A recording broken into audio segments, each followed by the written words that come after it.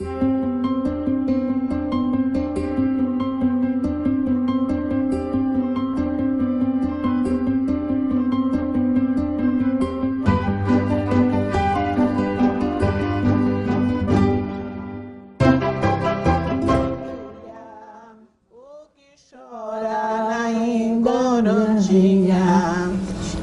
é nada, Rui Barbosa. Não é nada, Rui Barbosa. Está na roda cantando moda nova. Então nós vamos começar mais esse encontro, né, da conversa griot. Hoje aqui com a presença do tambu, confeccionado pelo Ivan, né? É aniversário da mãe dele.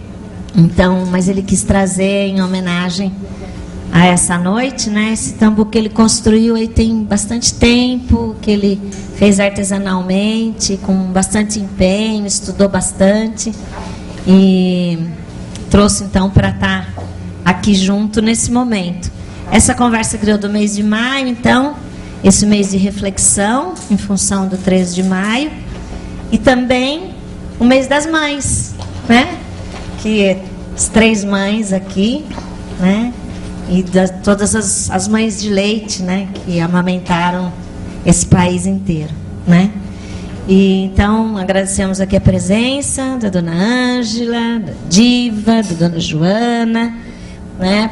Que vão estar conversando um pouco com a gente sobre aí as questões, e a gente pediu, se fosse possível, para a gente fixar um pouco mais a conversa sobre a questão da terra. Eu sou a Divanilde, para quem não me conhece, né? E eu gosto muito de relembrar as histórias, as coisas que passaram. E eu sempre tive muito interesse, desde a minha infância, de ouvir o contar, né? As histórias, e então muita coisa ficou gravada na minha cabeça, e eu gosto de ficar sempre falando para que não acabe no esquecimento. Quem mais? Meu nome é Ângela Gonzaga, sou descendente do Quilombo da Aparecida, mais conhecido na época como Quilombo.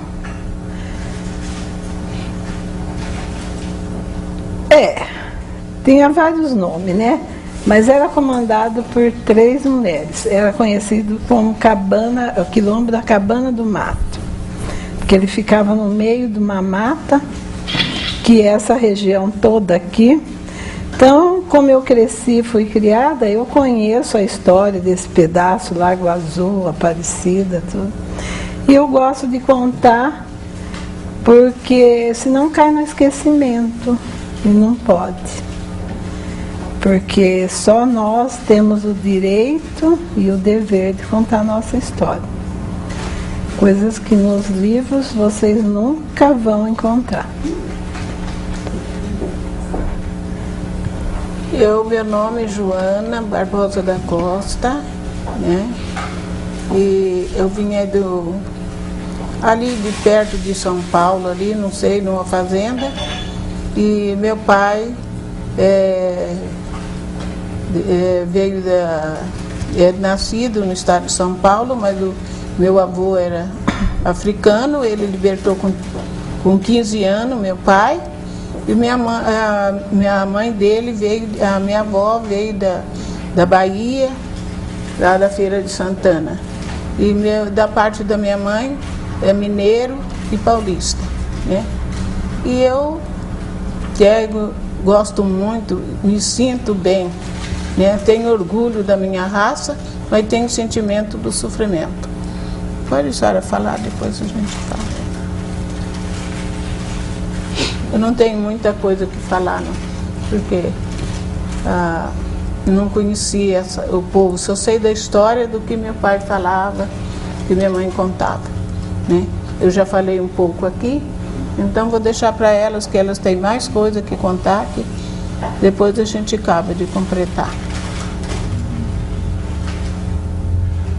a ideia é essa mesmo, é vocês contarem as histórias que vocês ouviram, né? Tentar ir lembrando mais para trás que der das histórias ouvidas, que eu ouvi em casa, que eu ouvia dos vizinhos.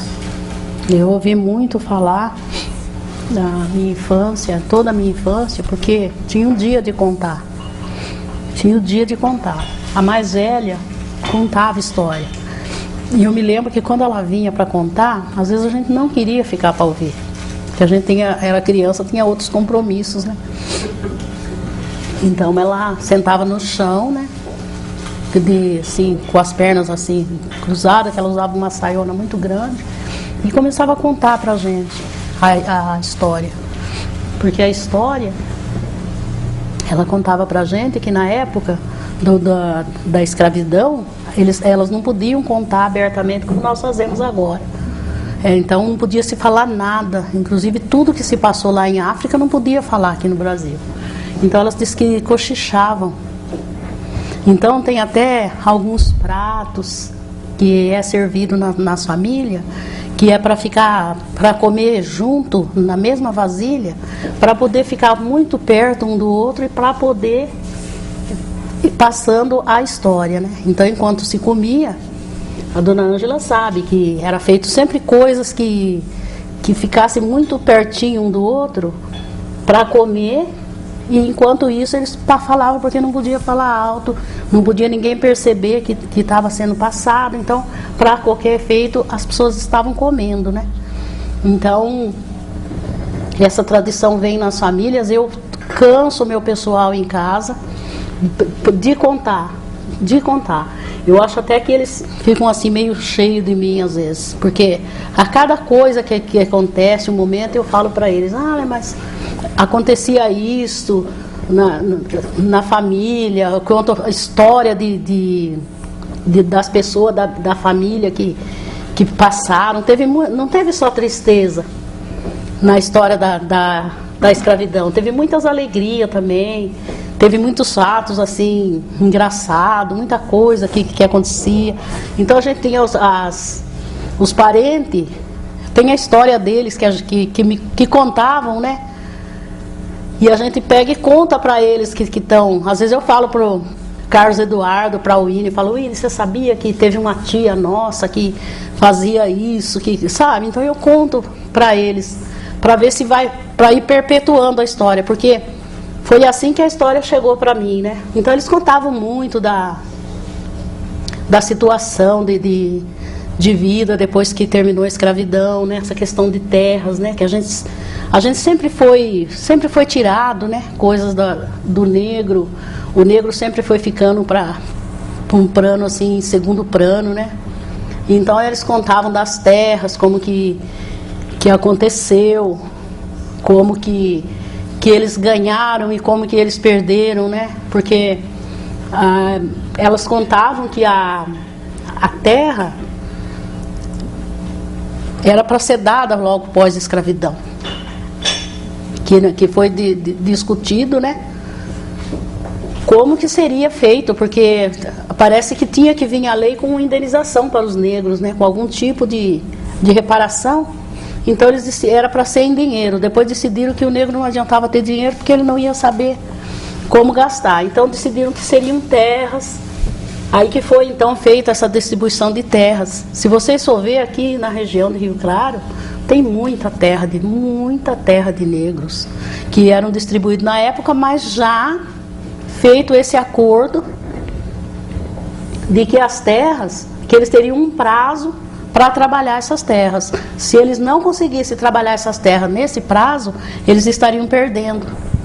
Então foi acontecendo. E eu vi o meu pessoal contar que as terras da minha família eram no Sapezeiro, aqui em Corumbataí. E eles contavam da mudança da cerca, né? Que a cerca que eles iam mudando, ia perdendo. E antes de se dar a abolição aqui em Rio Claro, que foi em 5 de fevereiro, eles trouxeram para Rio Claro uma delegacia de vadiagem e fizeram as reuniões noturnas lá no casarão para combinar como que fariam com os negros. Então ficou acertado que ninguém negociaria com os negros, nem semente, nem ferramenta de trabalho. Então o negro saiu para uma liberdade sem nada, né? Sem nada. E até eu falo nós tivemos lá no Jornal Cidade, né? E eu estava falando para o pessoal lá que eu convido as pessoas no mês de maio para fazer uma reflexão sobre o dia seguinte da abolição. Se alguém já fez essa reflexão, o que aconteceu com o negro no dia seguinte? Para onde ele foi? O que ele foi fazer? Né? Porque de repente o negro acordou no dia seguinte, ele era livre de tudo, né?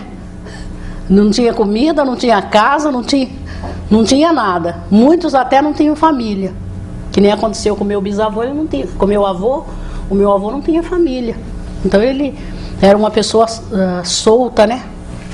Então, eles não tiveram esse apoio. Alguns permaneceram, que as minhas avós contavam, que teve alguns negros que que morreram escravos na fazenda do Conde Prates, aqui em Santa Gertrudes. Eles não tiveram coragem de sair para viver uma liberdade, entre aspas, né? Então, eles continuaram lá. Teve um primeiro casamento de negros que foi feito aqui em Rio Claro, foi de uma parente da família nossa, que ela se casou nessa fazenda. E, inclusive, quando a pessoa casava, ela casou com um feitor da fazenda, e quando a mulher negra casava com um homem branco, ela ficava livre da escravidão. Só que ela também continuou escrava lá nessa fazenda, e continuou lá e ficou escrava porque não tinha muita opção. Então a questão das terras ficou assim, foi muita miséria. Eles contavam que passaram muita fome, que foi uma peregrinação, ficavam andando de um lado para outro. A polícia batia, porque já tinha aí uma delegacia para combater a vadiagem. Tinha alguns que até morriam na rua, de tanto que era espancado. E essa que é a história. Aí as terras, a terra da Chacrinha não é herança de escravo. Eles ganharam as terras antes da escravidão, de terminar, da abolição. Porque a dona da fazenda ficou muito doente. E quando eles ficavam doentes, eles tinham muito medo de morrer e ir para o inferno. Então, eles doavam. Eles faziam doações para os escravos. Porque eles sabiam que eles estavam pecando, que eles maltratavam o ser humano. Então, eles faziam doações, eles aforreavam. Sabe? Minha avó contava de um caso que eles aforrearam os negros da fazenda, depois a mulher sarou e chamou todo mundo para ser escravo de novo. Porque eles só libertavam porque queriam ir para o céu, né? E, inclusive, não sei se alguém aqui já... Você vê que o testamento da Chacrinha, não sei se alguém aqui já viu o testamento. O testamento da Chacrinha, ela doa a terra para os negros e ela faz uma doação para os pobres, que é para aliviar o pecado da alma dela. Então ela faz essa doação, deixando parte de algumas coisas para distribuir entre os pobres, né, que ela deixa por conta do padre fazer essa distribuição. E ela pede para rezar 25 missas para ela. Essa quem é? A Maria Tereza, a fazendeira, né? A dona da fazenda, porque ela ficou... Eu posso fazer uma interferência aí na sua conversa? Quando você fala do sapezeiro, não sei se a Tereza, que eu pesquiso, e não sei se você se constrange ou não, o sapezeiro ele foi eliminado, segundo o depoimento de 2 pessoas da JP, em uma época de finados, dia de Todos os Santos. E a pessoa... Algum problema, Tereza? Algum problema? Não. Então, o que acontece? Enquanto vocês vieram no cemitério e na missa, quando vocês chegaram, nossos descendentes, eu trago a pessoa aqui. O próprio fazendeiro, não vou citar nome, melhor não citar. O que aconteceu? Queimaram todas as casas. Tá? Você chegava, tinha para onde ir. Chamava sapezeiro porque as casas eram cobertas de sapé. E foi ainda o baluarte do samba que mandou executar isso, tem a descendente que está viva.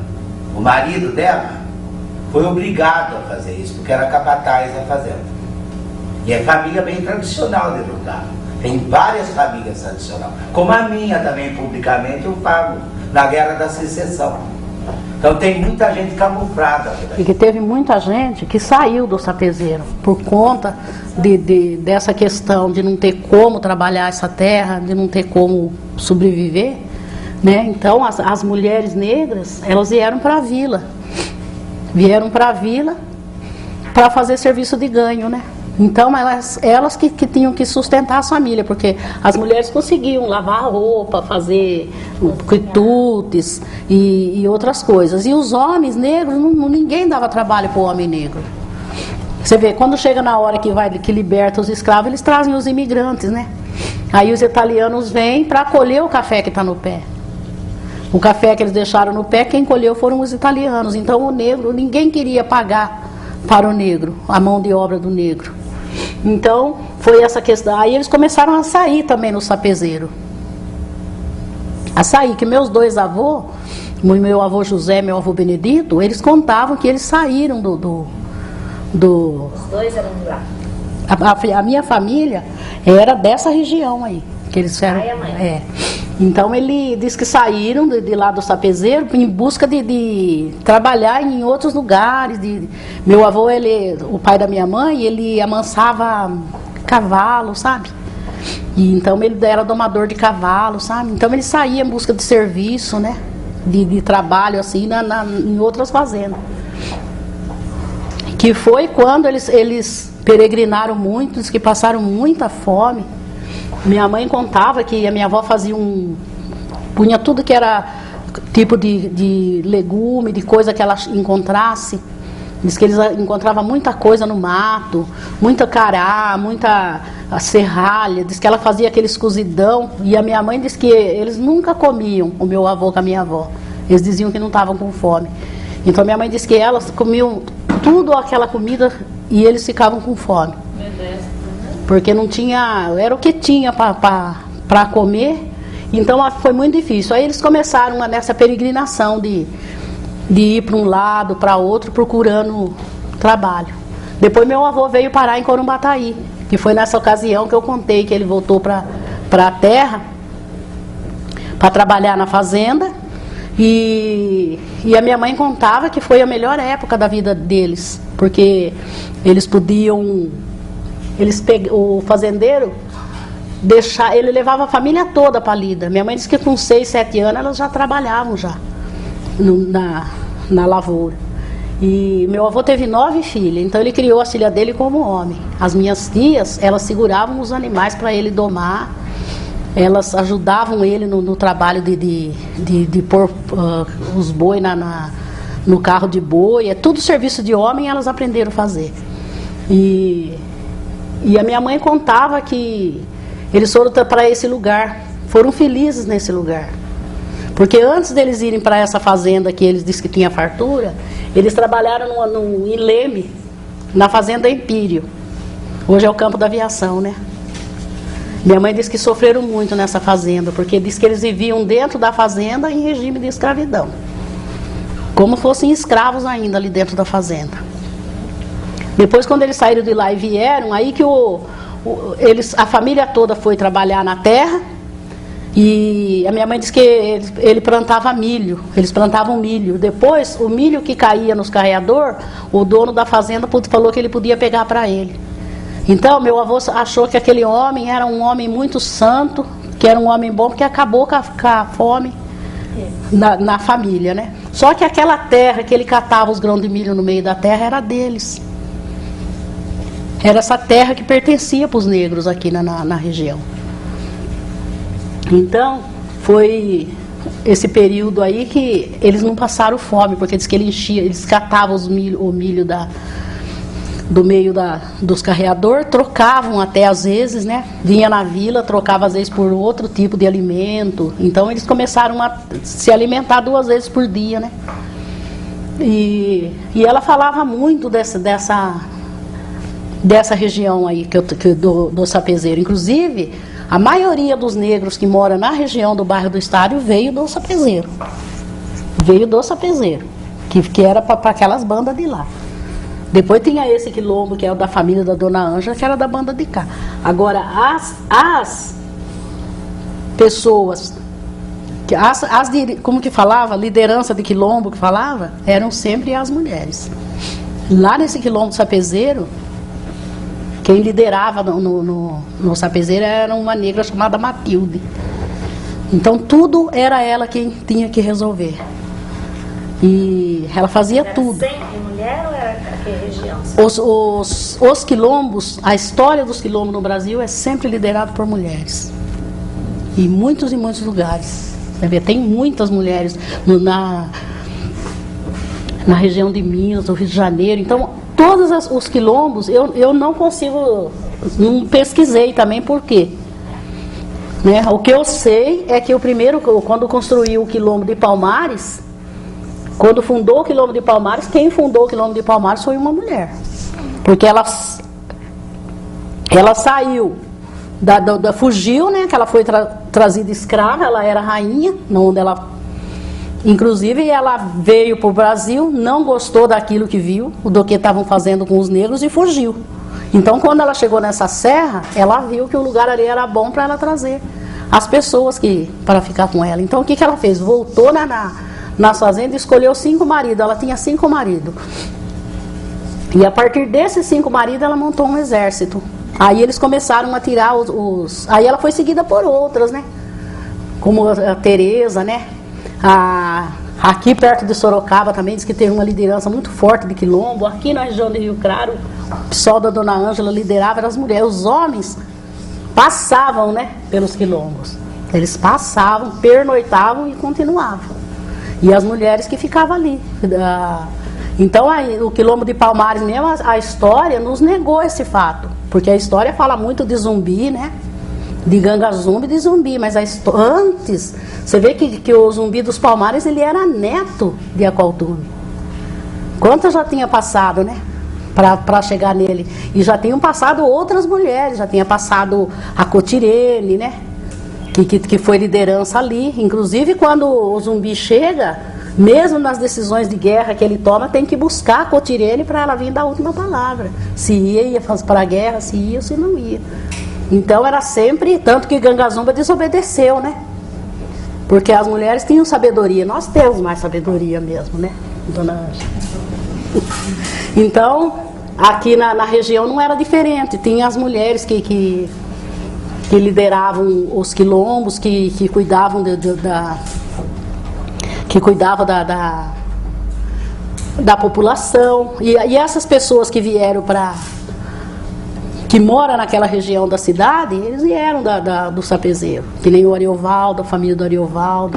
A gente costumava, quando a gente era criança, era todo mundo tratado como família, sabe? Todo mundo tratado como família. Então era como fosse todo mundo. E essa região vai da onde até onde? Então, essa região, eu sei que ela é nessa parte lá de Corumbataí, mas eu não tenho, assim, eu não pesquisei. Mas eles vieram para Rio Claro, ficaram aqui? Na área do bairro do estádio lá, que falava Buraco Quente, né? No bairro do estádio. Agora eu não sei lá em Corumbataí como que ficou, né? Eu me lembro que quando foi para instituir o Conselho da Comunidade Negra lá, o prefeito não queria, né? Aí a gente precisou intervir lá. Aí a gente foi lá para Corumbataí fazer uma fala na Câmara com os vereadores para que assentasse o conselho. Então eu falei para os vereadores que a minha família tinha terras em Corumbataí. Que a minha família tinha terras lá. Que a minha família, a raiz era de lá. E que a cidade de Corumbataí era povoada por negros. E que como que não ia poder ter um conselho de comunidade negra lá? E os vereadores sabiam desse fato, que a gente tem essas terras, que tinha essas terras lá que ficaram perdidas, eles disseram que os negros abandonaram, mas não tinha outro jeito de fazer. Só eu que vou falar? Não, continua, Deus. Continua, tá bom. Então, aí, essa questão de morar, eles pegavam ali aquelas terras ficaram morando nessa fazenda, cuidando e eles eram, como falava, meieiro, né? Eles falavam meieiro, né? Então, quando vendia a plantação, a colheita, dava uma parte para a pessoa que trabalhou para plantar. Então, meu avô ficou muito tempo de meieiro, os dois avós. E já a minha avó, do lado da minha mãe, tem uma terra aqui em Morro Grande, mas que não foi herança de escravos. Essa terra foi dada para ela. O fazendeiro deu 25 alqueires de terra para ela, nessa região. Tá lá a terra, mas tomaram também, né? Porque vai mudando cerca. Então tomaram. E eu tenho documento na minha casa dessa terra da minha avó, que era da minha avó. E até essa minha avó, que morou nessa parte de Morro Grande, ela era uma mulher muito fina. Ela estudou no colégio de freira, o dono da fazenda.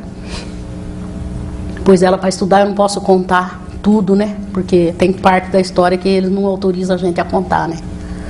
Então o fazendeiro pegou ela, pôs ela para estudar num colégio de freira. Então ela aprendeu tudo em prendas domésticas. Menos ela não aprendeu ler nem escrever. Só que ela dizia para nós que nem as mulheres brancas, as moças brancas que estudavam também não aprendiam a ler. Então a minha avó, ela desenhava modelos de roupa, sabe? Na época, lá nessa cidadezinha de Corumbataí. Ela fazia chapéu, então as moças, as donas das fazendas, tudo, usavam muito as roupas que a minha avó fazia. Então era essa forma que tinha de ajudar na família, porque o trabalho do homem era muito escasso e era muito difícil dele conseguir trabalho. Tinha outra família da minha tia, do irmão da minha avó, que ele plantava batatinha naquele morro que chama de... Como que chama aquele morro lá? Panela de pressão, que eles falam? Cuscuzeiro. Eles plantavam batata e eles catavam o homem dava batata que sobrasse na terra para eles. Era o alimento que eles tinham. Então a minha tia contava que ela nem mandava os meninos na escola para ficar cavucando e para arrancar aquelas batatas. E a terra, se você vê, toda aquela região de terra lá seria a herança, né, dos negros, né? E foi... Aí tem um fato até engraçado que a minha avó contava, que quando terminou a escravidão, tudo que acontecia, eles punham a culpa no negro. Tudo. Então, eles culpavam o negro. E quando aconteceu um assassinato em Corumbataí, sabe? Mataram uma pessoa em Corumbataí e botaram a culpa nesse negro. Uma testemunha falou que viu o negro passando em frente à casa da pessoa que foi assassinada. Então pegaram, prenderam. E ele dizia que não era ele que tinha matado. Aí ele ficou preso na cadeia. Ainda tem a casinha lá onde era a cadeia de Corumbataí. E ele ficou na casinha. E o pessoal passava e via o preso lá dentro da cadeia. E ele dizia que não era ele, falou que ia fazer uma greve de fome, que ele ia morrer porque ele não tinha como provar que não era ele, então ele ia morrer e não ia comer. Então ele ficou sem comer dentro da cadeia, sabe? Aí foram passando, e só a mulher dele visitava ele. Só que a mulher dele visitava ele e dava leite do peito para ele. Aí as pessoas passavam e ele estava forte lá dentro da cadeia, então eles diziam assim, mas como que esse homem está sem comer já há mais de 15 dias e está forte assim, desse jeito, né? Aí todo mundo admirando, aí chamaram o padre, aí o padre veio e falou assim, olha gente, solta o homem que o homem é inocente, porque é um milagre o que está acontecendo com ele. Aí eles pegaram e soltaram ele, porque mas essa tia que levava o leite para ele, era Brisa o nome dela, tia Brisa. Ela levava o leite para ele no buraquinho da grade.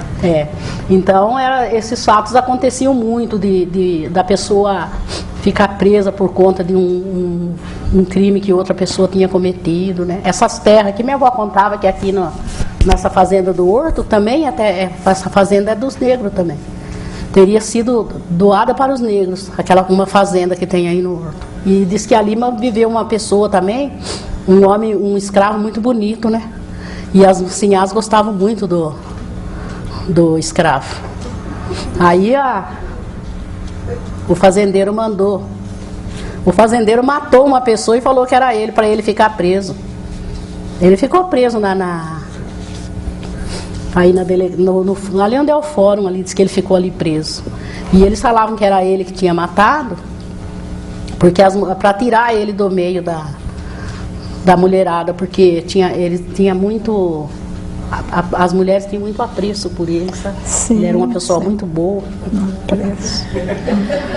Então, se a gente for ver a quanta terra tem perdida dentro da cidade, né? Que deveria ser nessa região. Eu não sei, o dia que a gente foi lá para São Paulo, o Enéas levou o Camilo levou um mapa. Eu não sei se você já viu esse mapa, se você tem. É um mapa que tem mais de 6.000 hectares.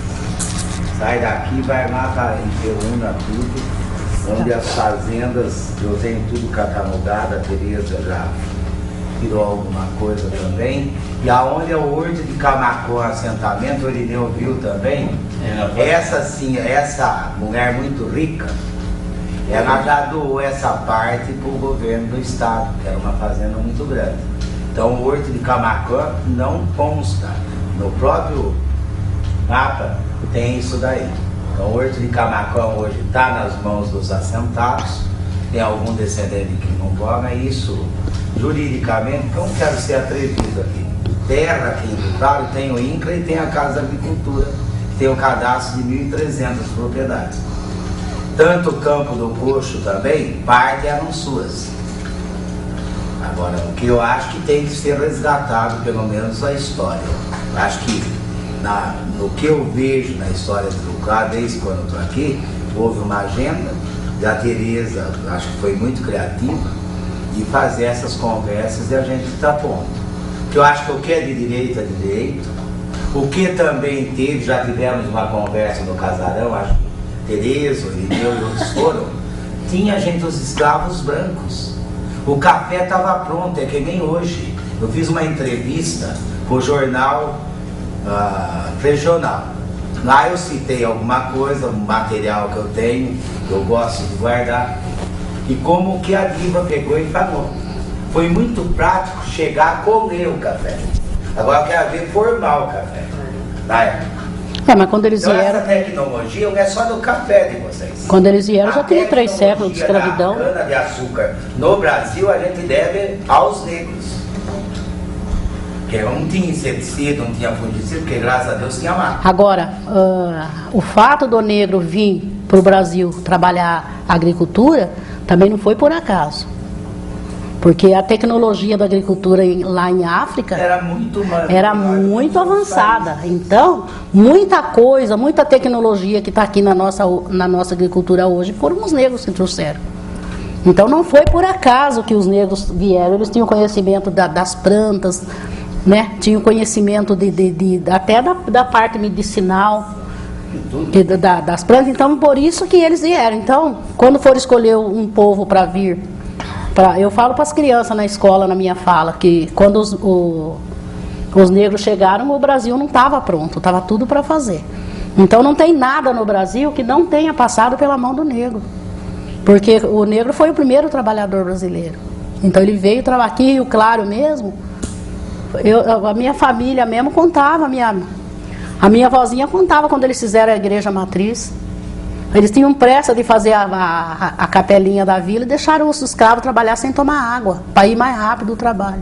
Então ele dizia para eles, enquanto vocês não terminarem, porque tinha empreita, né? Por cada dia era uma parte que tinha que ser concluída para fazer a capela, então eles diziam que eles trabalhavam com sede, porque eles só podiam tomar água no final da jornada, e a jornada terminava quando escurecia. Então, dentro dessa cidade, quando eles falam de cortar uma figueira, de cortar uma árvore, por que a gente fica preocupado? Porque é a história que eles vão cortar. Porque quem plantou, né? Quem povoou, quem fez. Então, se você vê essas praças que tem aí na cidade, essas árvores antigas, vai lá na Praça da Liberdade, vê a árvore lá, a Árvore da Liberdade. Cada fazenda tem uma figueira plantada e uma paina, que é paineira. Isaí é só pegar na história que eu tenho lá dentro da Casa da Agricultura e só levantar na agenda do Clarence, tem das 6 Marias, depois as fazendas que veio ressurgindo, porque alguns fazendeiros, eu não vivi a época, eu ouço muito pessoas que têm 80, 90 anos em lá de Ajapi contar. Então o que ocorre? Eles faziam o culto deles, algum fazendeiro que era mais esclarecido, fazia debaixo da figueira. A Umbanda, que a turma fala macumba, era feito na árvore macumba, mas na África. A macumba é a árvore da África. É uma árvore, não tem nada, cria esse mito, essas coisas que são macumbeiras, não tem nada disso. A parte de espiritualidade existe e isso foi passado. Vai nas missas que tem de quarta-feira, de quinta-feira na matriz. Sobre sessão, em nome do Pai, do Filho e do Espírito Santo. Acho que chegou a hora de se esclarecer. Tem que esclarecer muita coisa. O que não está esclarecido em Rio Claro é como que foi perdida tanta terra. Isso nunca se esclareceu. E ela me mostrou um mapa, 5.000 alqueires, terra do morto da bonita. Mas eu não sei se era negro que era dono daquilo lá. E tinha o horto, mas não existia esse horto da agora. Ali era a sede da fazenda e ali era tudo plantado café. Aí a história do horto, qual que a minha avó contava? O horto plantava café. O Navarro de Andrade teve um filho que foi estudar na Suíça, que é esse que depois ficou. E quando esse filho era para estudar na Suíça, ele voltou do estudo dele e a madrinha dele, chamada Dona Viridiana, falou para ele por que ele não fazia uma reserva florestal ali no horto. Então, ele foi e falou para a madrinha que ele ia fazer o que ela tinha aconselhado. Então, aí ele fez essa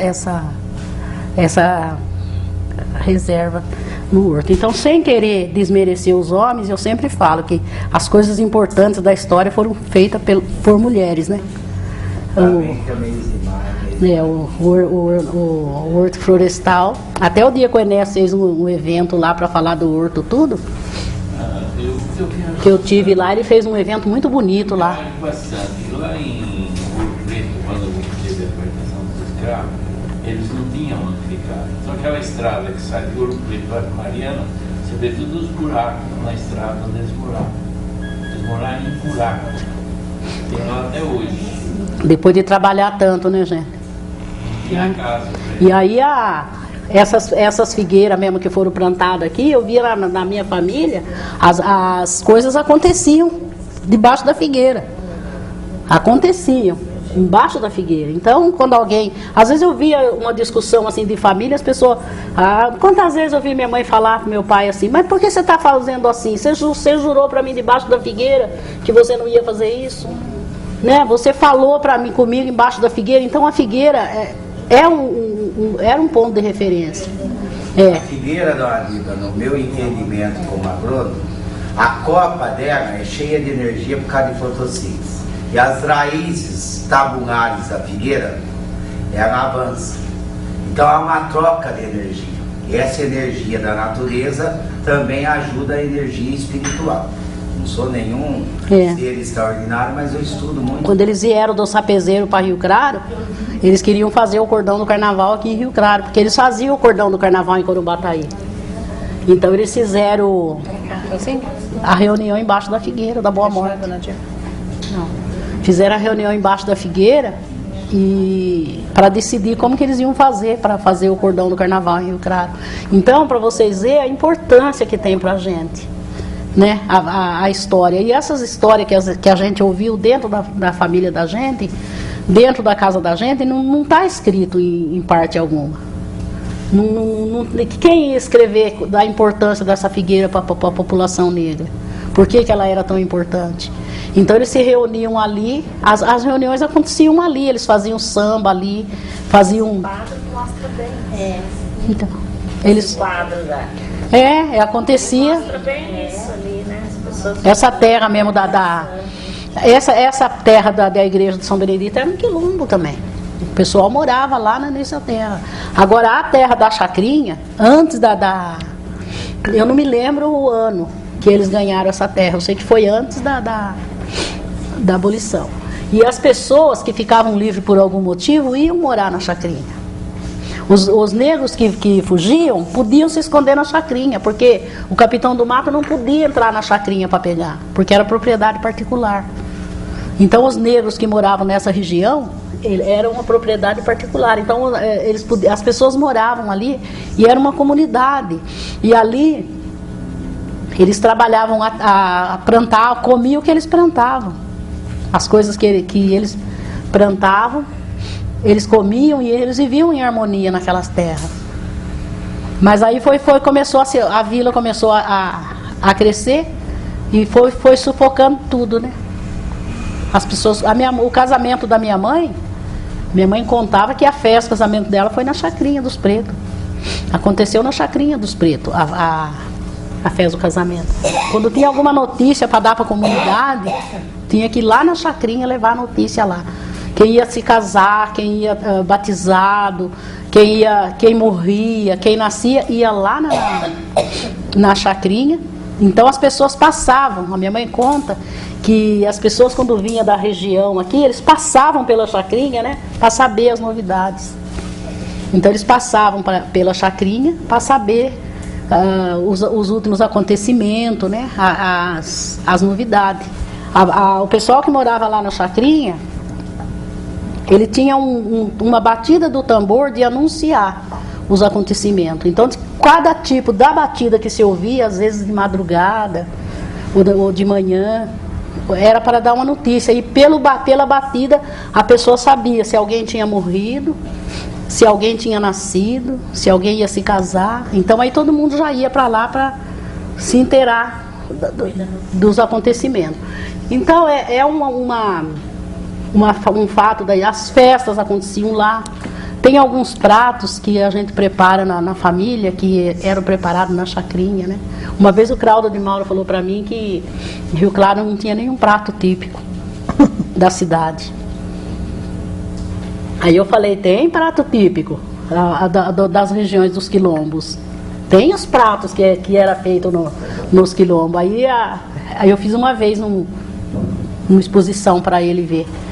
De algumas coisas que eu lembrava, né? Que era feito na chacrinha.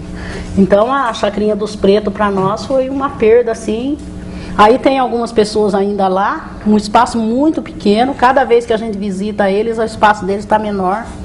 E a preocupação que nós tivemos lá em São Paulo, né, Kisa? A preocupação nossa é isso, o pessoal aquela família acabar saindo de lá sem nada, acabando tudo. E aqui o que sobrou? Se você for ver, nós somos ricos, se você ver. Você vê a dona Ângela, é herdeira até desse espaço que a gente está aqui. É tudo herança da dona. Imagina se isso daí fosse feito com justiça, como seria a vida dela hoje, da família, dos filhos dela. E hoje quem somos nós? Com tanta terra, nós não temos herança para deixar para os nossos filhos. Eu estou deixando para o meu diabetes e pressão alta. E é o que a gente tem para deixar, né? Não, isso não. Pode trabalhar. Deixar para os filhos. Mas o meu filho já herdou. Deus me livre. Deixa amor, então, caridade. Amor eu deixo. Mas é assim. Agora perguntar, sua mãe veio da África? Olha, dona Joana, muito pouco. Eu acredito que muito, agora, nessa época que nós vivemos agora, que tem pessoa, se a minha mãe veio da África.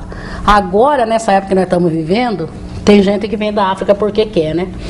Tem gente que vem estudar no Brasil, tal. Mas antigamente não. Quem vinha da África para cá ele vinha sequestrado mesmo. Nem sabia para onde. Vinha sequestrado e vinha para cá. Então, por isso que eu falo. Eu acho que se tiver algum brasileiro que não tenha um descendente que veio de lá, é muito pouco, porque todos nós somos descendentes de escravos. Porque o nosso povo... Ele está sendo invadido pelos chineses agora, né? Eles estão comprando tudo. Todo o povo que veio de lá e as histórias que eles trouxeram, os costumes. Por isso que a família tinha que preservar isso, que eles tentaram, né? Você vê, era para nós não ter nada da história. Nada, se não tivesse alguém que se preocupasse de preservar, de passar, de contar, né? Senão muita coisa a gente não ia saber. Como que eles vieram, como sofreram, como que foi a história, né? Que houve bastante também. Os negros também não foram tão passivos, tentaram resistir, se rebelaram, se organizaram, mas demorou para conseguir se organizar. Por conta das etnias, né? Eles colocavam as pessoas diferentes, com outro tipo de conversa, para não conseguir se organizar. E as pessoas agora, eles falam assim pra gente, porque nós negros, nós não somos unidos, sabe? Essa é uma mágoa muito grande que eu tenho da população branca de Rio Claro, porque em todo lugar que você vai, você ouve esse discurso. Vocês têm que ser mais unidos. Vocês têm que ser mais unidos. Eu acho que se a gente não tivesse essa união, a gente estava escravo até hoje. Porque aqui em Rio Claro, quando deu a abolição dos escravos, tinha 40 escravos para libertar. E a história não conta isso. Isso daí, eu ouvi dentro no burraio do fogão da minha avó. Que eles foram lá na fazenda do Conde Prates, compraram 40 escravos, o Barão de Camogol comprou do Conde os escravos para vir libertar na praça. Por que não tinha mais escravo? Por que Rio Claro não tinha mais escravo? Muito pouco aqui na região, aqui, eu até comparo com os dias de hoje, esses escravos com essas pessoas que vivem hoje. Porque hoje a gente está aí, eu estou na militância do movimento negro já faz acho que uns 40 anos. Então a gente vem nessa militância. A gente milita, aqui de Rio Claro, eu militei sozinha.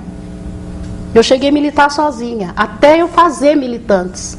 As minhas irmãs mais novas, e trouxe elas para a militância, as crianças vieram, nós trouxemos nossos filhos para a militância.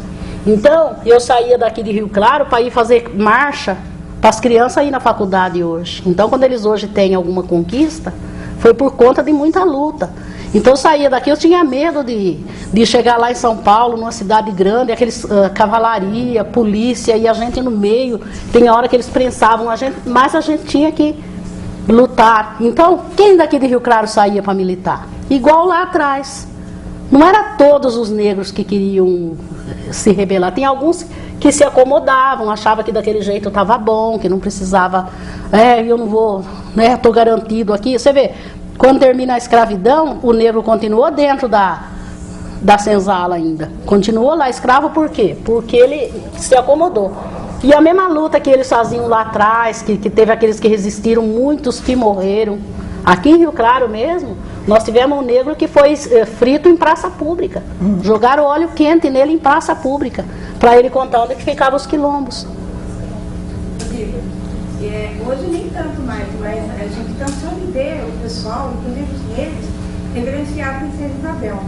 E a história não conta todos esses movimentos, né, essa revolução que os negros já faziam, né, guiando os quilombos, fugindo, libertando, comprando mesmo até a liberdade de alguns negros, né. Então hoje, graças a Deus, já mudou, não mudou completamente, mas mudou grande parte, né, porque hoje a gente não referencia mais Princesa Isabel, hoje é Zumbi, ele foi negra. Mas durante muito tempo a história se escondeu. Eu me lembro que quando eu ia na escola, que eu lia no meu livro de história a história do negro, eu perguntava para minha professora. Eu falava assim, mas por que os negros não faziam alguma coisa? Nunca ninguém me falou que o negro tinha tido resistência. Os quilombolas, eu aprendi na escola. Quem eram os quilombolas? Eram os negros fujões das fazendas, os negros fujões das fazendas. Quer dizer, a história do quilombola já estava lá, camuflada, para a gente não entender. E daí as pessoas dizem, precisa ter união. Nós somos unidos. Olha as ações afirmativas que estão chegando aí, por conta da união dos negros. Muita coisa a gente conseguiu através dessa união. Mesmo aqui em Rio Claro, quanta união que houve. Quando os negros se organizaram para formar quilombo.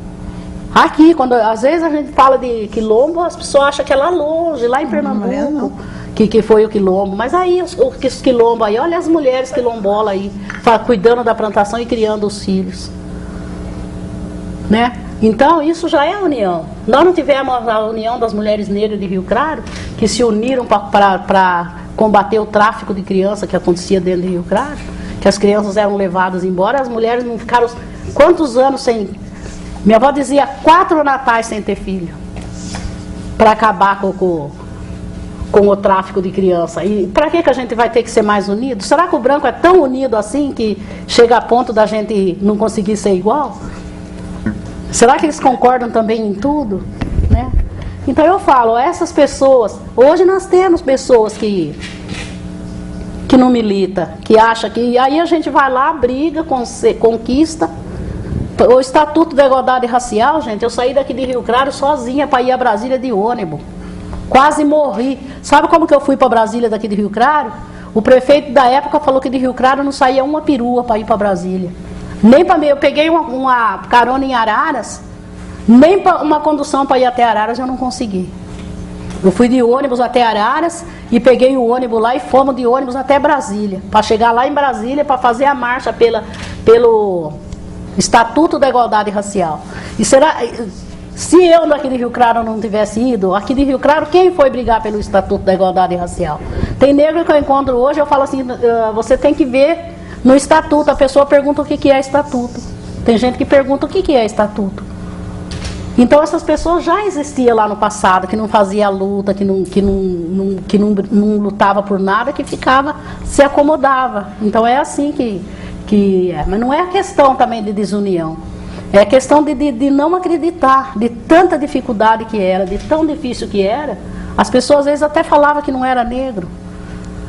Porque a criança chegava na escola e falava que ela não era negra, por conta do monte de repressão que ela sofria. Essas terras que se perdeu aqui. Foram enganando daqui, foram mudando ali. E teve as pessoas que tentaram brigar pelas terras. Até hoje tem gente que briga para conseguir as terras. Mas é difícil, né? Aí, dona Ângela. Pois é, Diva. Depois de você ter comentado, né? A mente volta ao passado. E eu fico lembrando... Eu não sei se eu falo felizmente ou infelizmente, tem que ser nós mulheres na frente, porque eu não tenho referência da figura masculina no quilombo aqui da Aparecida. Passavam, mas não ficavam. E nessa época que as minhas avós comandavam aí, tinha toda essa região aqui, que era todo quilombo, e meu pai, eu lembro que meu pai, eu era pequena, a gente vinha buscar lenha aqui no Lago Azul, onde hoje é o lago. Aqui é uma nascente, né? É uma nascente. E sobre a figueira, né, que foi comentado aí, não é a figueira só que os negros têm o segredo. O segredo dos negros é numa árvore que chama-se o baobá. Ali está todos os preceitos, os mistérios que só passa de família para família, que a gente às vezes não pode ficar comentando. Por quê? Nunca falaram para nós que era para a gente passar isso para frente. Por quê? Já era de tradição manter um segredo, era medo que eles tinham de apanhar, de castigo. Então foi muita coisa a gente guarda para a gente, porque a gente fica meio em dúvida, será que eu falo isso ou não?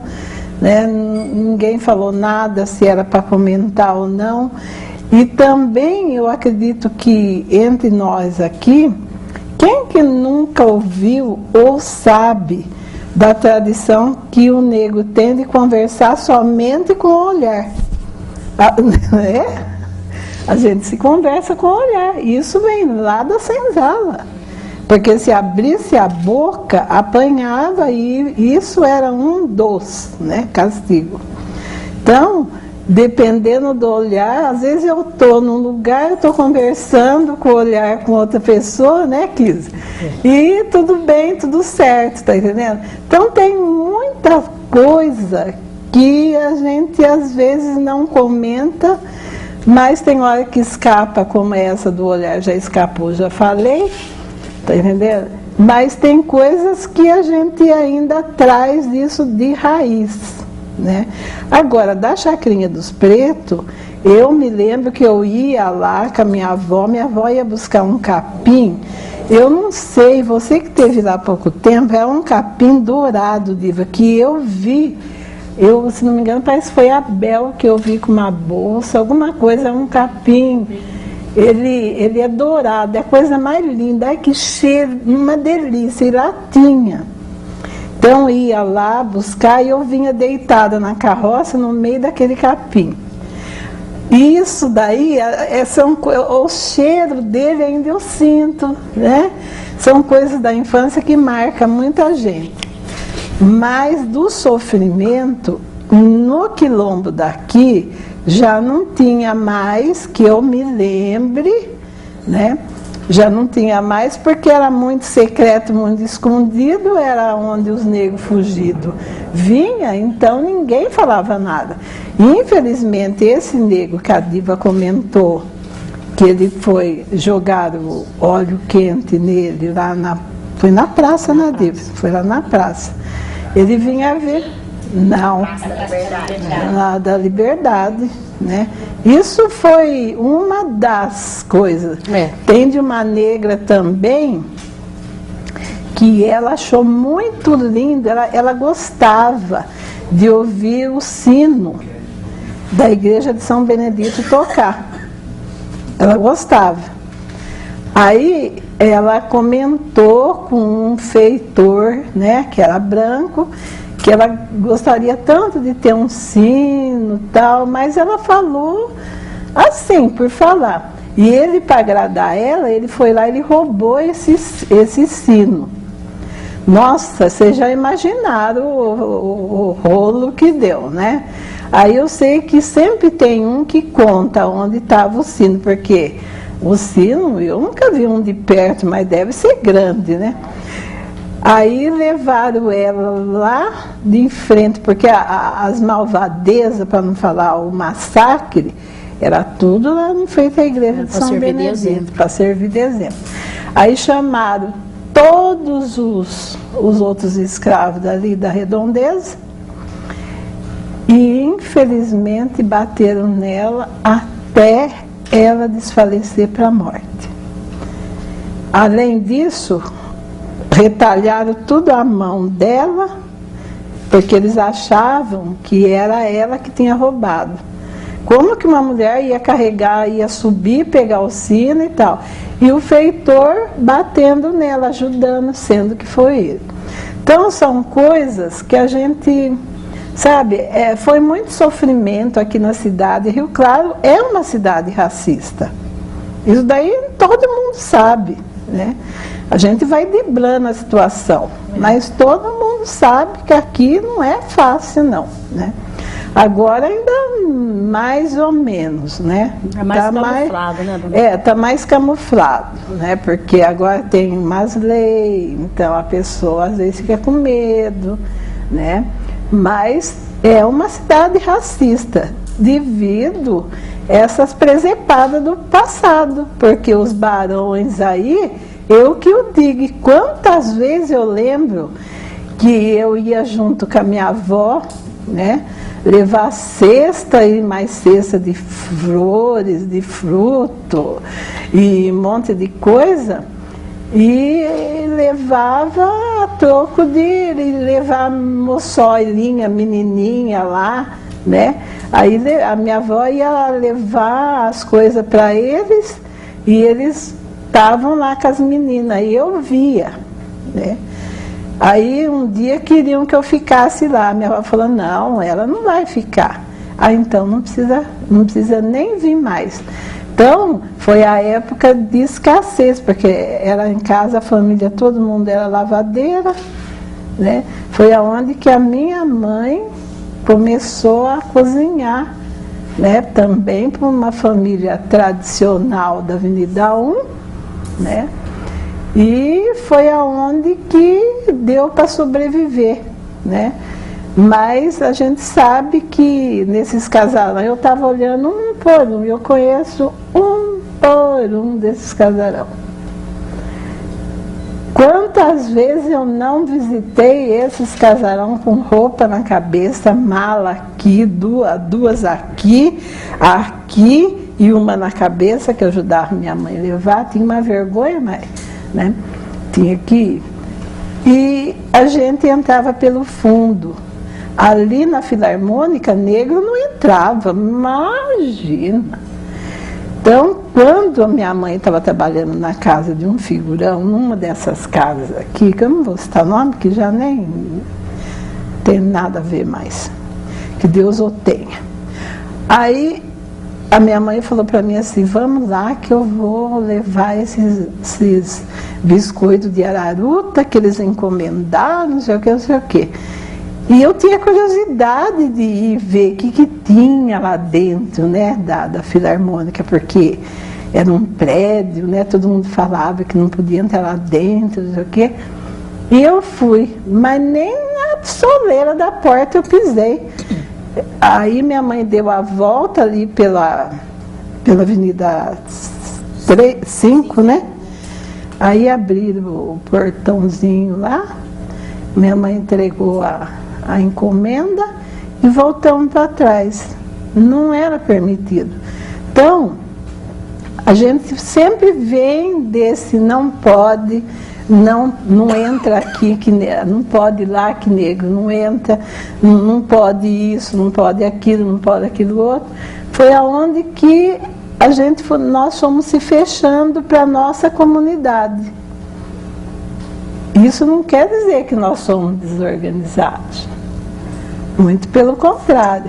Quando um precisa, mas tem também que valer a pena da gente brigar por aquela pessoa, senão ninguém move um dedo.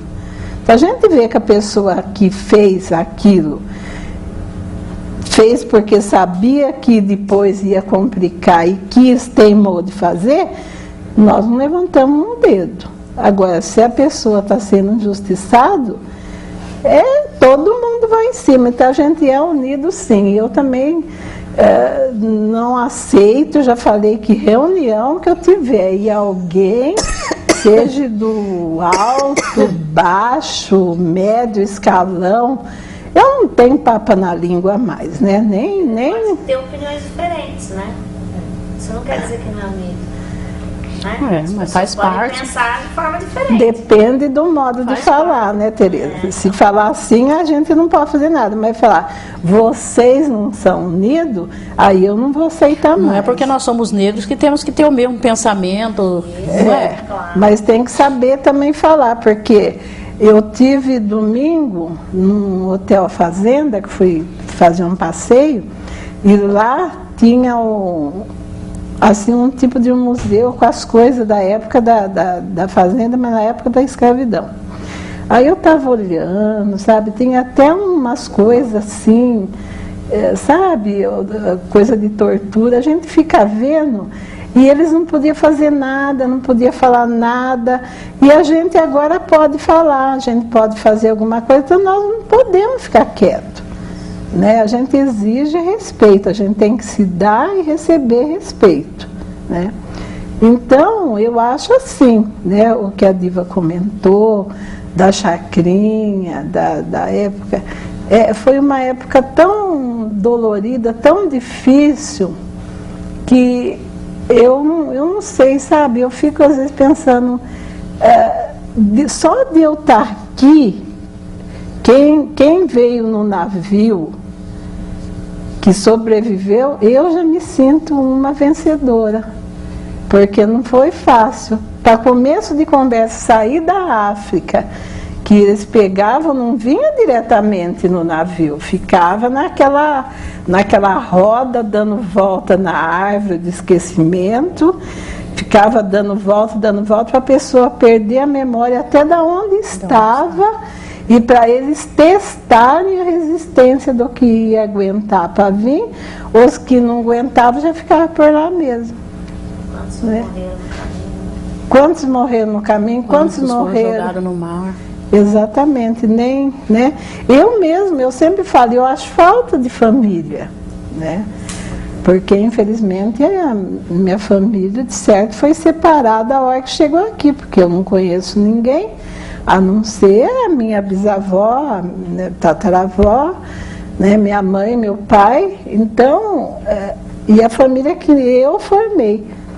Mas eu não tenho, assim, primos, tios, tia. Eu acho tão bonito quando a família é grande, por isso que eu sempre quis ter 10 filhos. Eu sempre falei que eu queria ter 10 filhos. Não tive esse prazer de ter 10 filhos, tenho 4, mas eu acho falta, assim. Até isso eles negaram pra gente, né, Deus? O direito da gente ter uma família, saber da onde veio. Às vezes eu fico pensando, da onde será que eu vim, né? Que eu falo a família minha, né, que veio no navio, a gente não sabe. Não tem, não tem referência nenhuma. O homem queimou tudo lá. Diz que queria queimar essa vergonha. Queimou todos os registros, né? Então, a gente veio, a gente fica pensando, né? E eu fico, sei lá, eu fico pensando, será que quando essas vozes, né? Eu, a Diva, a Dona Joana, outras pessoas também que faz essa conversa se calarem, será que alguém vai continuar com a mesma coragem? Porque não é de hoje. Quantos não que nós levamos? A Winnie. Vocês estão preparadas, né, gente? Vocês sabem como é que Carlos né? Eduardo. Estão me preparando. Sim. A gente vai passar. Aí eu vivo cochichando no ouvido dela. Então, tem que... Para passar, né? Eu não sei se as minhas avós ganharam essa terra. Essa terra daqui não foi ganhada, foi conquistada ali, né? Então, ocupou. Quem ganhou foi os... Mas assim, ali nessa região da Aparecida, do Lago Azul agora, era um quilombo. Aqui era outro. Um só. Era tudo. Até pra cá. Até aqui perto do... Chamava como chama esse supermercado aqui, hein? O antigo micropreço, né? Micropreço. Então, até ali. 14 lá. Não, até aqui na rua 5, 6. 32. Tá, pra cá. Isso, 26, 28. Ali, naquele pedaço ali, né? Aquele pedaço ali tinha muita taboa. Grande. Tô falando que era pra gente ser tudo rico. Tudo grande. latifundiário. Grande. Grande. Eu sei que era aí porque a gente frequentava, né? A gente andava, tudo. Aí, inclusive, minha avó falava, até ali você vai, depois de lá você não vai, não. Porque se for, eles vão te pegar. E já não era mais época de escravidão. Mas na mente delas... Teve gente que nem saiu dos quilombos, né? Com medo. Nem sabia. Um documento que a gente encontrou aqui da história das escolas, né? Que a gente não sabia aqui no arquivo, e várias pessoas que trabalham aí com a história não sabiam que o Irineu Penteado, o primeiro nome dele foi Escola do Quilombo. Porque era referência. Referência. Porque mudou, já era na boca. Foi os árabes, né? Que vieram para essa região, né? E não quiseram. Não sei, esse relatório é um relatório que eles... Que região dele? Dessa região do Quilombo. Aqui? Os Kassab aqui da rua. Eles que vieram e não quiseram. Chamava bairro do Quilombo. Aí eles não quiseram esse nome. Ali. Tinha uma venda grande ali, né? Aí tem o problema da cerca também, né? Que a Igreja Católica foi prensando, foi diminuindo. Até acabar. Né? Até acabou com tudo, né? Ainda na região lá da fazenda da Mata Negra, tem o cemitério, né? E hoje eles falam que aquele cemitério não pertence aos negros. Eles falam que aquele cemitério não pertence aos negros. Só que se você ver a história do Barão, ele está falando que quer ser sepultado junto aos negros, né? Então, ele morreu, eles sepultaram ele no cemitério. Se vocês for lá, tem a túmulo dele lá, no cemitério municipal. Diz que foi um enterro de grande pompa, vieram os aristocratas até da comarca, né? Para o enterro dele. E depois, quando abriram o testamento, ele dizia que queria ser enterrado, porque eles queriam ir para o céu, né? Então ele achava que se ele fosse enterrado no meio dos negros, ele ia para o céu. Aí tiraram o barão de lá e puseram lá nesse cemitério da Mata Negra. E esse cemitério, eles falam que não pertence aos negros. Só que na minha família, eles tinham o dia que eles falavam, o dia das almas, é o dia de finados, né? Eles, todo dia das almas, eles faziam uma procissão com lírio branco. Diz que todo mundo, as moças se vestiam de branco e carregavam o lírio branco e deixava nesse cemitério para as almas dos negros que estavam sepultados ali. Quer dizer que então existe a história do cemitério, né? Aí eles... Tinha cemitério, você já ouviu falar, e o dono lá não quer que fale, senão eles perdem a terra. É assim que é. Mas a história é verídica. Até quando foi quando o Rocco foi do patrimônio, foi o Roque, né? O Rocco Caputo, né? Ele me procurou como eu estava como coordenadora da região do movimento negro. Ele queria que eu autorizasse eles a fazerem uma busca no cemitério para tirar de lá o osso do barão, para destituir o cemitério. Porque aí ele falou que traria uma pessoa que sabia distinguir quando o osso era de negro e quando era de branco, para tirar os ossos do barão de lá. Só que se tirar os ossos do barão de lá, a gente vai perder a referência, né? De cemitério, né? Porque eles não vão se importar com os negros que estão sepultados ali. Como em Peúna tem, inclusive tinha nas terras de parente meu. Foi as grandes fazendas do lado da Comitinga, por lá também. E tem também o resultado do bairro do Quimombo, que é rural. E ninguém sabe a história. Mas por causa do buraco que tem, isso em Peúna, na divisa. Você pode ver no mapa nosso rural, tem bairro do Quimombo. Então era um quimombo mais antigo, cujas fazendas começavam em tanquinho. Então onde era planície, a turma fugia.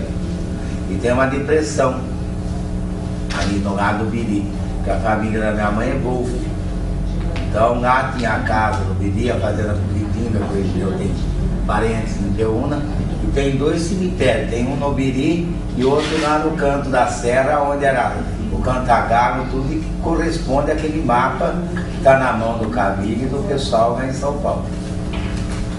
Mas ninguém quer reconhecer porque num tombamento, daí como que vai ressarcir o proprietário da terra? Como em Araras, vocês sabem muito bem. Mas eu quero, isso aí não é problema do negro.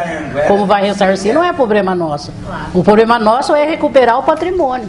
Não interessa, eu sei de cidades aí que eu recebi notícia que tem famílias negras que vão ficar 8 gerações recebendo do governo federal. Porque está sendo indenizado e eles vão demorar 8 gerações para receber tudo. Esse reconhecimento. Porque a terra deles foi reconhecida uma cidade inteira como sendo dos negros. Então, para nós, o problema do agricultor não importa para nós. Porque ninguém mandou ele plantar cana no cemitério, né? Então, o cemitério lá é do negro, é fato consumado que o cemitério é do negro, porque faz parte da história, né? E o que deveria de se fazer? Reconhecer. Eu pretendo, antes de morrer, conseguir fazer isso. Eu tenho tentado, estou correndo atrás e não vou desistir. Que haja um reconhecimento do cemitério. Depois, essa questão de indenização de coisa não é com nós. Porque nós não fomos indenizados ainda. Não é? Quantos anos que nós estamos aqui? 500 anos? Mais de 500 anos? E ainda não recebemos nossa indenização. Quando dão cotas para os nossos negrinhos na faculdade, o pessoal contesta, fala, mas para que cota para os negros? Para que cota para os brancos? O pessoal fala. Não, o branco tinha 95% das cotas e ninguém nunca reclamou. Então isso tudo é reparação, né, gente? Então a gente corre atrás, não é de destituir nada. A gente quer que haja uma reparação. Você vê quantos anos de trabalho sem salário e sem indenização. Quantos morreram trabalhando nessas terras aí? Por conta Aí a gente fica sabendo dos lugares que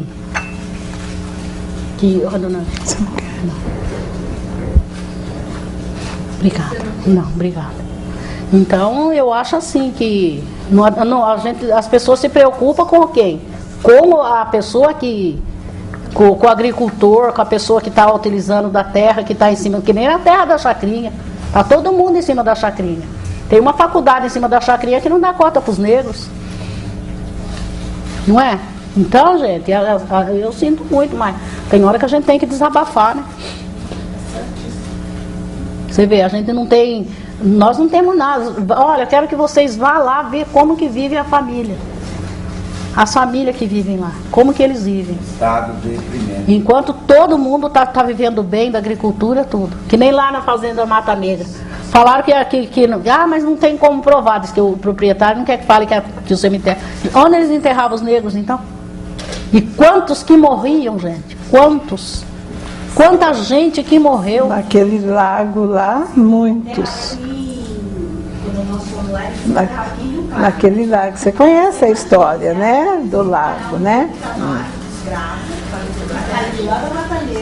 Não enterrar. Eles nem registravam os negros que morriam. Eles tinham que registrar os negros que morriam. Tinha negro que morria, ninguém sabia nem eles enterravam lá e deixavam lá. Como animal, né? Como animal. Pior até do que animal, porque a gente mesmo tem dó de enterrar os nossos animais, né? Quando eles morrem. Aí, quando chega na hora de ter uma reparação, as pessoas dizem, né? Daí fizeram a vila, os negros construíram a vila, né? Que era a vila de São João do Rio Claro. Depois aí fizeram os grandes clubes, onde o negro não podia entrar, não podia ir no barbeiro, os barbeiros não podiam cortar o cabelo dos negros. Na loja tinha o tecido que não era para os negros, falava que era para o tecido dos pobres, né? Tinha separação de tecido. Então depois eles falam que quando vai dar um direito para o negro aí, qualquer que seja, as pessoas falam assim, por que para o negro? Aí fala assim, isso daí eu acho que as cotas estão discriminando, mas quando a gente não tem, ninguém vem falar que está discriminando a gente. Não é? Aí fala assim, as cotas discriminam. Não é? Eu não chamo nem de cotas, eu acho errado falar cotas. Eu acho que a gente chama de reparação. Porque existia um crime, existia um roubo, gente. Fomos roubados, fomos explorados e estamos aqui sem nada. Sem nada para aqui em Rio Claro mesmo, tinha que ter cotas aqui em Rio Claro de casa popular para os negros. Eu já fui pedir, eles falam que discrimina. Dona Diva, a senhora fala que alguns negros se fixaram em um lugar lá no bairro do estádio. E aonde aqui em Manil, ali que parece uma história mal contada? Quem que era dono daquilo? Aquilo ali era do horto, né? Aquela parte ali era do horto. Era do horto ali. Ali era tudo do horto ali. O terreno que o meu avô comprou, que a casa está lá até hoje, que foi lá onde eu nasci, não faz muito tempo, né? O terreno ele comprou do horto. Tudo ali na Vila Paulista era do horto. Depois subindo mais para aquela lado de lá de Santa Gertrude era dos Ferreira, né? Ali na Vila Paulista tem uma grande comunidade negra, né? Ela foi maior. Eu acho que não. Porque era o pessoal que trabalhava na Cepasa ali também, né? Mas Paulista, né, da companhia a concentração deles não era muito ali, não. Ali tem uma concentração muito grande de italianos. Ali na Vila Paulista. Muito grande a concentração de italianos. O nome de Vila Paulista era por causa da Paulista, Agora, a questão das casas lá, foi naquela questão que eu falei para você, que foi quando teve cotas para o trabalhador brasileiro, né? Porque quando o Getúlio Vargas foi presidente, porque quando terminou a escravidão, os negros não conseguiam trabalhar. Conseguiam um trabalho aqui e ali, sempre na lavoura. Aí o Getúlio Vargas manda um decreto decretando cotas para o trabalhador brasileiro. Todas as indústrias tinham que dar. Você vê, o Matarazzo não pegava os negros, a Companhia Paulista na época, que era grande, né? Então os negros só trabalhavam no rural.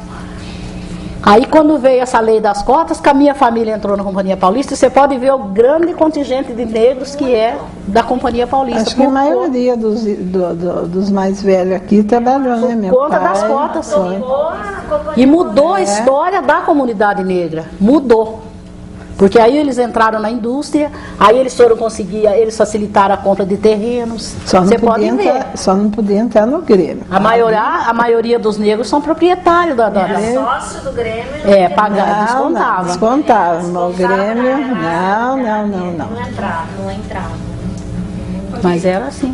Então, mas aqui interessa não fornecer as cotas dos negros e ter o poder na mão. Porque se nós, que não temos acesso a grandes coisas, continuamos lutando no nível, crescendo, imagina se a gente tiver acesso a estudo. Então, quer dizer, eles pensam assim. Mas tem que mudar, né? Então. Eu acho que está mudando. Pelo que eu já vi, o que eu vejo, eu acho que está mudando. Mas para chegar vai demorar, né? E eu não vou ver. Talvez esses aí mais novos aí possam estar vendo. Quanto dos meus também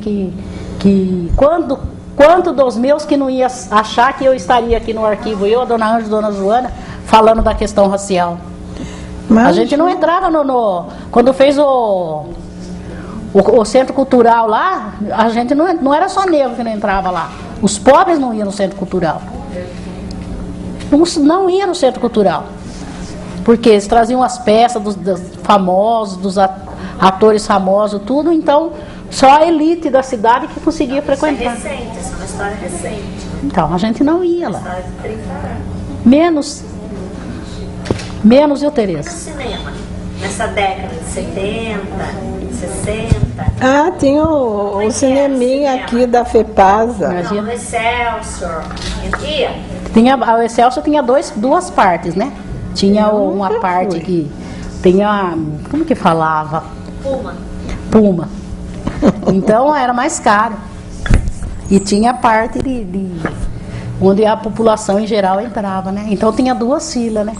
Então a fila dos pobres para o cinema era de um lado e a fila do pessoal que ia de Puma era do outro. E o problema da igreja de São Benedito? Por que há uma resistência? Até nos dias de hoje, enquanto a comunidade negra que fez a igreja, a gente vê que há só tem alguma... Resistência da parte de quem você fala? Do colonizador? Não, na verdade ali eu percebi isso até na missa de São Benedito. Gente que me viu junto com vocês, o que você está fazendo? Por falar nisso, os agentes pastoral negros, eles foram praticamente expulsos da igreja de Santana. A pastoral negra foi criada dentro da igreja de Santana. Quando o padre Otto veio para cá, ele acabou com a pastoral negra, falou que o lugar do negro era na igreja de São Benedito. Aí houve toda essa mudança, a pastoral estava tudo, né? E hoje, o padre Otto seguiu com uma pessoa da igreja e vai vir para o voto vir dançar no lugar daí no sábado agora. Dançar onde? Na igreja de Santana. E eu pedi para a comunidade da Bíblia. Festa do Divino. Não poderia vir. Eu só tenho um programa em casa. Então, aí o Elovaldo falou que não, que ele não gosta de negro, o que nós vamos fazer lá?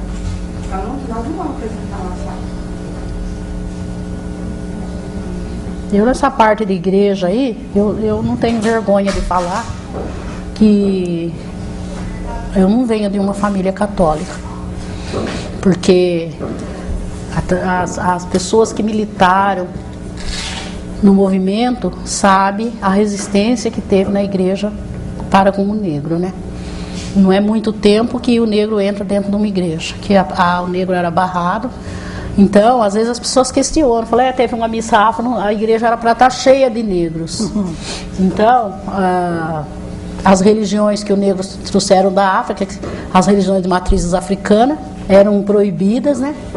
Não podiam praticar, então era praticado tudo às escondidas, né? Essa religião de matrizes africanas.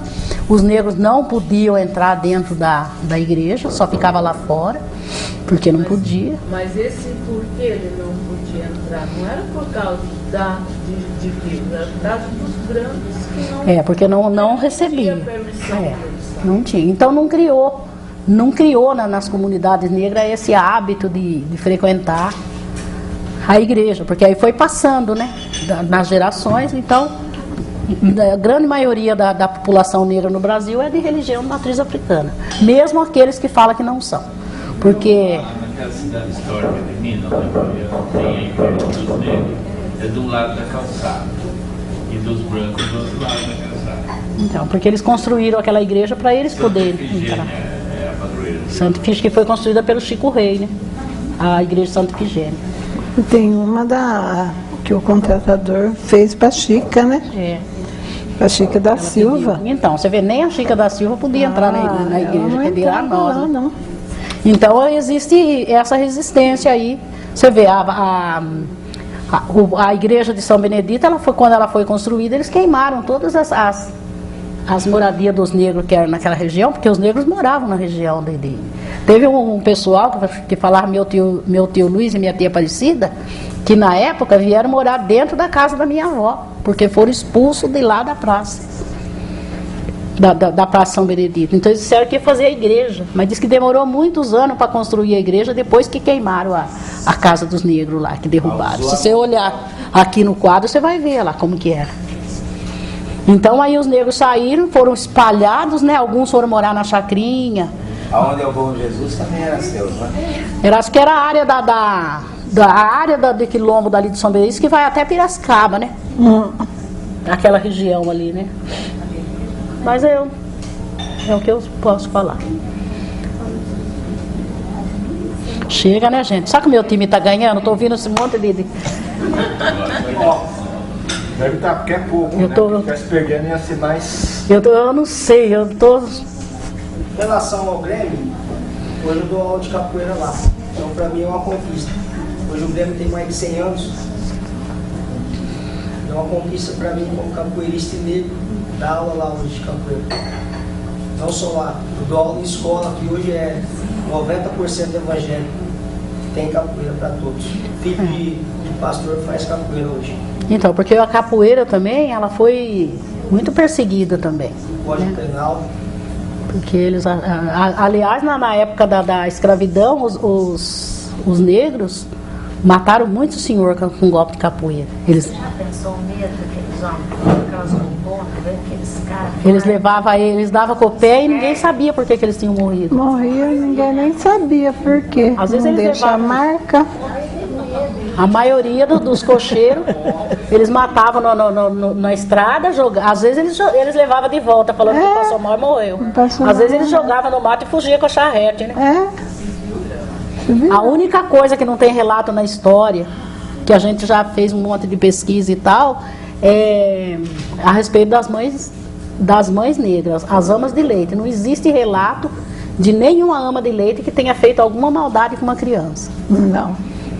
Elas Muito tiraram pelo o filho contrário. delas, né? Para ela amamentar o outro. Às vezes os filhos delas morriam porque não tinha quem cuidasse, mas elas não passavam para a criança esse sofrimento. Mas havia sim, elas punham cobra debaixo da coberta da sinhá, a cobra picava, eles sabiam ervas, sabiam ervas. A minha tia Georgina contava que tinha um fazendeiro aqui, que eu nem vou falar a família, que às vezes alguém de vocês é parente dele, diz que ele gostava muito de... Ele era pedófilo, né? Diz que só pegava as crianças, tinha que levar as crianças para ele. E diz que essa negra fez um chá para ele de uma erva que o homem nunca mais pegou ninguém. Com o chá que elas deram para ele. Então elas sabiam até fazer veneno, se fosse o caso, de conhecer a erva que matava, a erva que fazia dormir, que demorava para acordar. Então, só que não tem esse tipo de maldade que fez com criança. E a senhora não vai falar nada? Vocês falando tudo aí, eu pergunto a vez para minha filha, por que não se vê negro na igreja aqui em Rio Claro? Não se vê negro. Pode pintar uma ou outra pessoa, Ainda é muito. Eu falei, mas por que chega no carnaval eles aparecem? Porque os negros não são católicos. A raiz do negro não é católica. Porque foi muito sofrimento. Todo o sofrimento que o negro passou no Brasil foi por conta da Igreja Católica. Porque quem foi que autorizou a escravidão? O Papa Nicolau V. Quando foram pedir para ele se podia trazer escravo para trabalhar no Brasil, ele falou assim que podia trazer, mas para pegar da África, porque o negro não tinha alma. Mesmo que eles sofressem e morressem, eles não tinham alma. Então, eles foram buscar, por ordem do Papa, buscar na África. E quando eles pegavam os negros, que colocavam esses dias mostrou no Fantástico, não sei alguém aqui assistiu, a região que os negros eram trazidos para embarcar no navio negreiro, que dava a volta na árvore do esquecimento, fazia ele, rodava com ele, para ele confundir a memória e não saber mais. Depois o padre batizava todos os carregamentos de negro que era feito e um padre junto. Então, o padre, ele batizava o negro lá antes do negro entrar no navio. E cada escravo que foi vendido no Brasil, porcentagem da venda do negro era da Igreja Católica. Então a Igreja Católica, ela tanto é que, quando, vocês não foram na missa sábado, né? Toda vez que tem a missa afro, a Igreja Católica pede perdão para o negro. Não, isso daí faz muito tempo. Eles pedem perdão para o negro. Então, porque a pastoral negra, ela iniciou exatamente por isso, porque havia muita, assim, essa situação aí. Muita resistência. Então eles quiseram um espaço dentro da igreja. Amenizar o que aconteceu realmente. Não tanto pelo fato que, porque é livre, cada pessoa é livre para buscar a sua religião. Mas como houve tudo isso aí, mesmo porque nós tivemos esse Papa que faleceu, né, que ele era muito, que ele foi pedir perdão para muitas e muitas situações, né? Até mesmo o Galileu lá, quando falou que a Terra ele também pediu perdão até por isso, porque a ciência, né, eles queriam dizer que não, né? E ele constatou isso. Depois aí, então, ele pede perdão para todas essas situações que não foram realmente, porque Deus é amor. Se Deus é amor, Ele não quer nenhum dos seus filhos, né, colocado em situação de discriminação, de ridicularizá-lo, né? Humilhado, né? Como foi o negro, né? Foi humilhado, né? Ele realmente, na pessoa dele, assim, ele trouxe uma nova realidade para a igreja. Então, a partir daí, porque né, que começou a ter as lideranças dentro da igreja, buscar resgatar realmente essa condição que houve, né, na igreja, de discriminação do negro. Você sabe, como que é seu nome? Ana Lídia. Então, Ana Lídia, eu tive num seminário em Piracicaba com um bispo de Brasília, que ele é a liderança da pastoral, né? Então, toda a parte religiosa, com respeito a negro, tudo, então, ele veio em Piracicaba e a gente foi para lá para ouvir a fala dele. Então, ele falou para mim que, você viu que tem muito pouco padre e freira. E sabe o que o bispo falou para nós? Que os negros morriam dentro do convento esperando para ser padre. Que eles entravam para o convento, eles colocavam eles na cozinha, na limpeza, sabe? Falava para eles que eles estavam no processo de formação. Então eles morriam. As freiras, as negras, as noviças negras só prestavam serviço no convento. Inclusive aqui em Rio Claro tem uma pessoa da família nossa que era dos marianos, sabe? Daqui de Rio Claro. Os marianos, eles eram da Irmandade de São Benedito. E tinham os negros que faziam parte dessa irmandade que coisava dentro da igreja. Teve uma pessoa da família nossa que morreu, zelador da igreja matriz, tentando ser padre. Ele morreu. Vou ver se eu consigo ter uma foto dele, que se a gente colocar numa exposição a foto dele, todo mundo que olhar para a foto vai lembrar dele. Zelando da igreja. Toda a vida zelando da igreja, com um sonho de ser padre. Então esse bispo estava falando que era difícil dos negros conseguir chegar. Era difícil mesmo. Eu participei uma vez, foi um encontro aqui em Rio Claro, que era e foi falado. E a raiz da religião foi a raiz da igreja mesmo de matrizes africanas, que hoje em dia muitos negros assim também discriminam, né? Porque tem negro que discrimina a religião de matriz africana. Só que não vai ter como você voltar para trás no seu passado e não encontrar lá a raiz da religião. Porque foi a religião que eles trouxeram da África. Então quando eles chegam aqui com o candomblé, né, para praticar era proibido a prática da religião, e demorou muito. E hoje ela não é proibida mais porque tem leis que protegem, mas ainda tem resistência. As pessoas têm preconceito com as pessoas que são dessa religião, não respeitam. Aí apareceu a Ubanda, né? Quando apareceu a Ubanda, foi uma forma que os negros encontraram de poder conversar, porque eles acreditavam que o negro que morria voltava para a África. Então eles queriam morrer, tinha alguns que se entregavam ao banzo, né? Ficava num canto sem comer, sem beber, sem falar, até morrer, porque ele queria voltar para a África. Então aqueles que morriam, eles acreditavam que tinha voltado para a África. Então eles queriam voltar também. Aí eles queriam saber daquele que voltou como que estava. Então aí formou a mesa branca, a Ubanda, que é os espíritos das pessoas que morriam que vinham conversar. Agora o candomblé são as entidades, assim como que eles até camuflaram dentro da igreja católica os santos, né?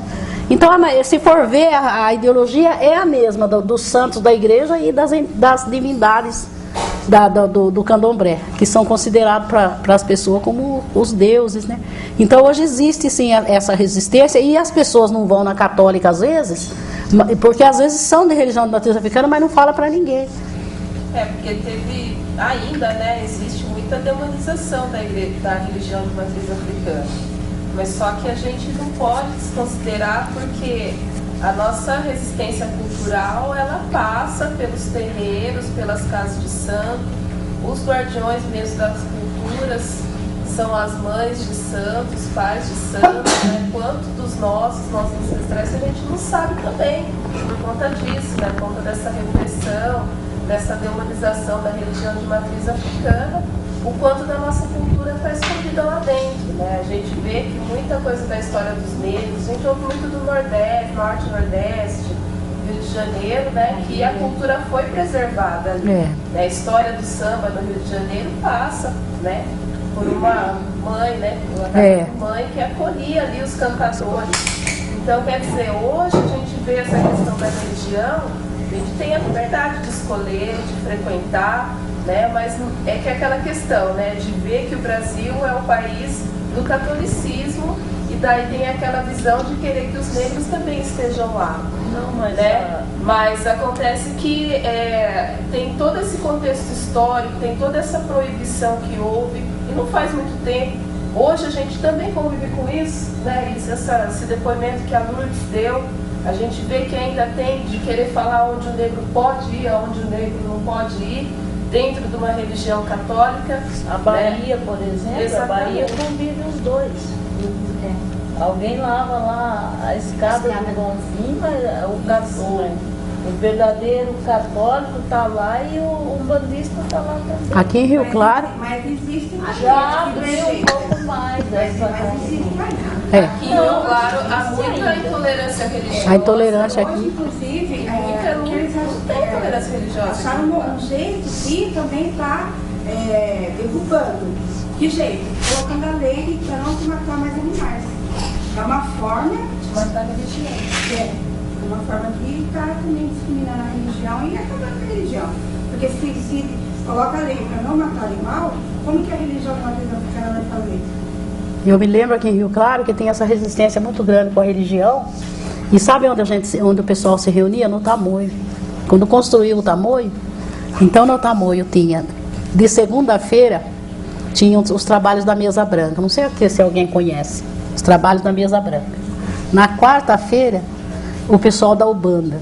Na sexta-feira, o pessoal do Candomblé, e na terça-feira tem a terça.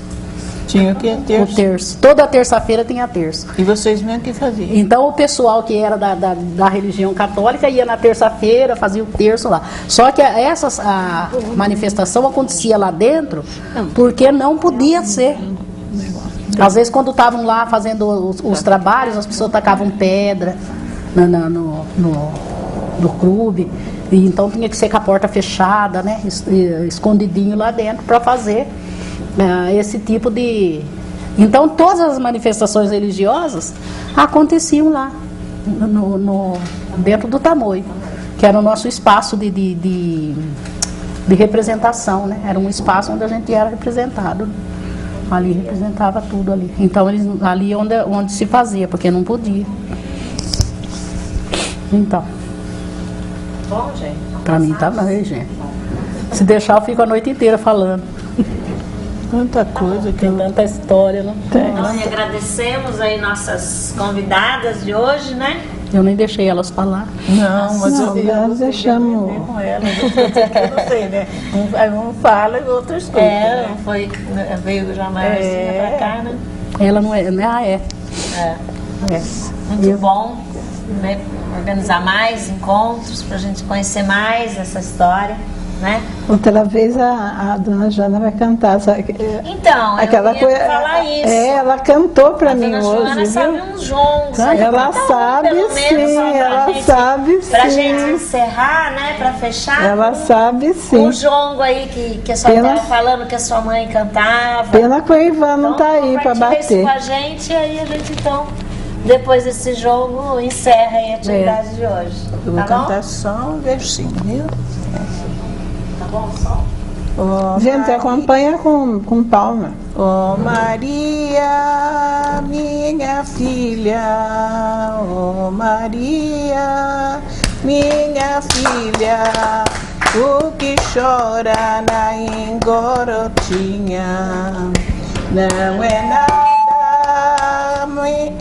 não é nada, Rui Barbosa, não é nada, Rui Barbosa, tá na roda cantando moda nova. Ei! Vamos de novo, vocês vão ter que me ajudar. Então vai, Ô Maria, minha filha.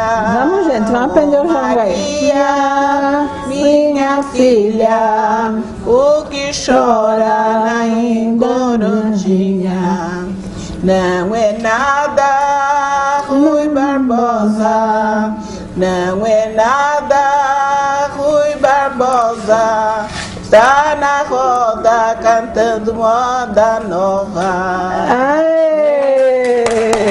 Dona Joana! Muito bem.